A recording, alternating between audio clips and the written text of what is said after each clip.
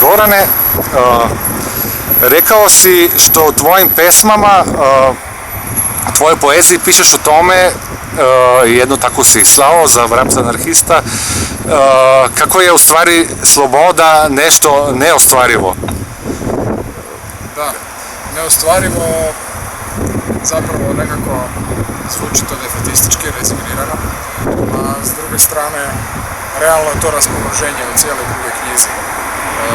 Neostvarivost slobode na više načina, najprije mislim zbog političkog sistema, zbog općenito sistema na koje funkcioniraju povijest, sile povijesti, sile vremena u kojem živimo, a onda kroz komunikaciju s prirodom koja na koncu se ispostavlja vrlo često kao vrlo nehumana, u smislu nekomunikativna, zatvorena.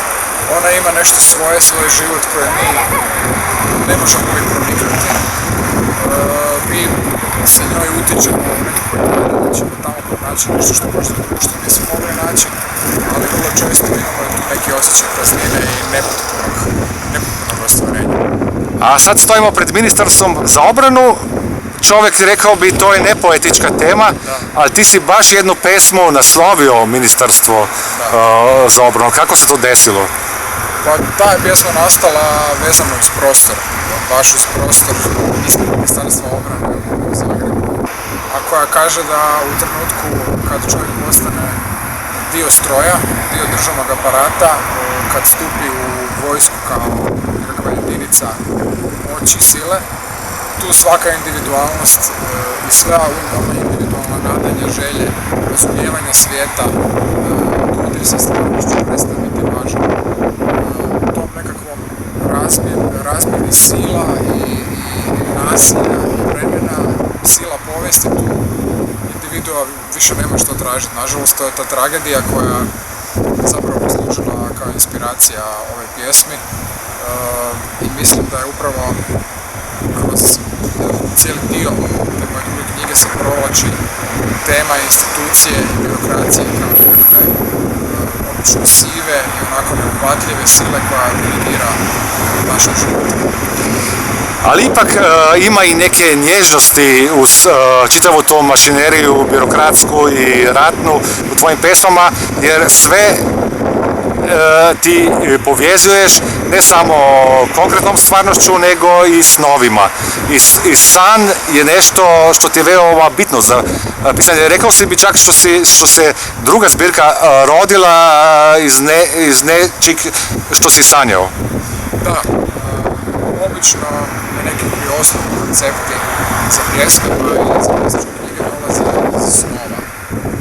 To su nekakve slutnje intuicije koje se valjda u snovima ukazuju kao slike, onda kasnije ih ja preobličim u nekakav literarni tekst koji ima svoju logiku, jer naravno kao što znamo snovi su vrlo često potpuno nelogični, pa onda je potrebno dati nekakav oblik svemu tome.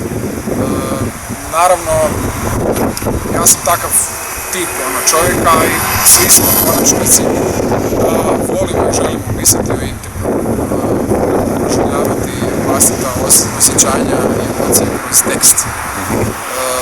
Ako smo na neki način imamo afinitet ili dar prema tekstu, onda je to jedan od najboljih načina da razgovaramo sami sa sobom i sa svojim željama i emocijama i naravno da onda u tom konceptu koji je uključio, da kažem, s jedne strane distopiju, društvenu realnost i mogućnost za još goru društvenu realnost nego što je sad.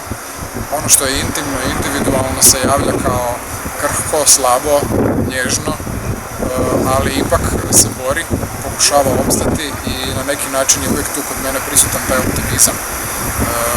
Jer ipak sam uvjeren da postoji ono nešto humano što je možda nedodirljivo, što možda čak nije niti na razini dvoje ili više ljudi, možda unutar pojedinca, unatoč njegove nesreći, tragediji i njegovoj malenkosti može opstati. Veoma ti je bitna za pisanje priroda, ali tu se prolaziš iz nekog romantičkog koncepta koji je se promenio novim tokovima, ali ideja ipak u osnovi prolazi iz toga što se održava u prirodi, u umjetnosti ljudski dojmovi, a isto povratno u poeziji održava se priroda i kažeš da u suvremenoj hrvatskoj poeziji ima puno prirode.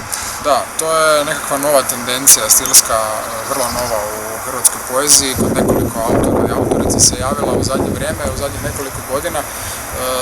Ne bih mogao reći točno koji je razlog, vjerujem da je dijelom riječ o reakciji na ono prevladavanje urbanih koje su u hrvatskoj poeziji prije toga za vrijeme takozvane stvarnostne poezije s početka 2000-ih i kraja 90-ih. I možda reakciji na urbani prostor kao izvor inspiracije još od 80-ih, 70-ih godina pa dalje. Ljudi se vraćaju pjesnici nekakvim temama koje su možda bile neiskorištene i nedovoljno percipirane, pa onda tu pronalaze novi prostor za stvaranje i za izražavanje te umjetničke slobode. Meni je priroda bitna i iz privatnih razloga, jer sam ja od uvijek od malena bio u kontaktu sa prirodom, bilo kroz vrt, bilo kroz šumu, bilo kroz polje. Uvijek sam jako volio i zanimao se za prirodne znanosti, za bilje, nešto manje mjeri i za životinje. To se moralo nekako pokazati kroz moju poeziju. S druge strane, ovo što se spomenuo u vezi odnosa prirode i romantizma, taj odnos tipično romantički gdje priroda na neki način oblikuje glavni lik, odnosno subjekt, gdje je riječ o tome da priroda odražava stanja subjekta i povećava nekako raspon tih mogućnosti i subjekta. Želim se malo igrati sa tom percepcijom i malo potresti, poljuljati.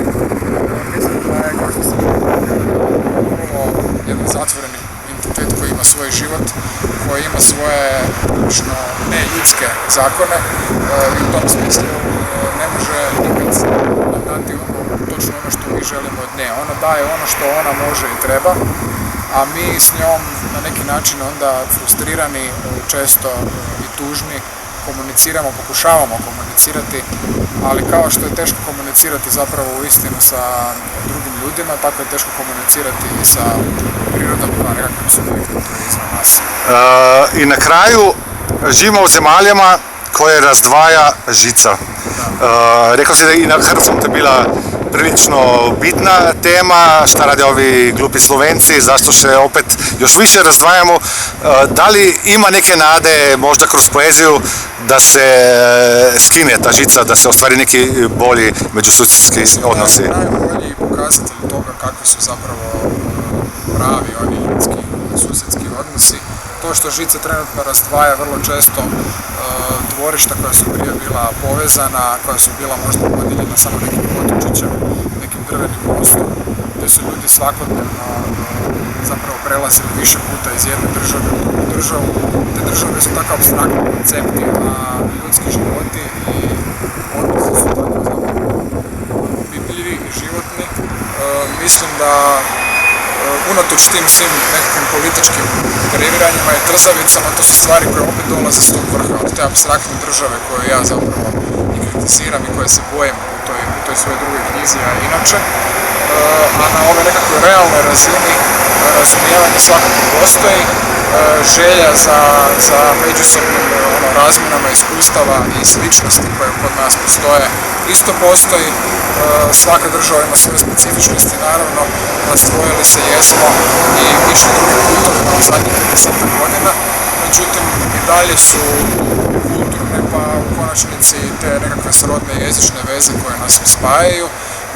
Druženje ovdje u Ljubljani sa slovenskom scenom, slovenskim pjesnicima i piscima općenito je naravno bilo super iskustvo i nadam se da ću ostati u vezi sa tim ljudima, da ću ostati u konačnici povezani evo kroz to što kasno ljeto ove godine u 8. mjesecu idemo u Ptuj na Dneve poezije i na organizaciji platforme Persepolis, oziroma sam član te platforme. Dakle, ove godine se vraćam već u Sloveniju i družim se opet sa slovencima. Hvala za intervju, Gorane.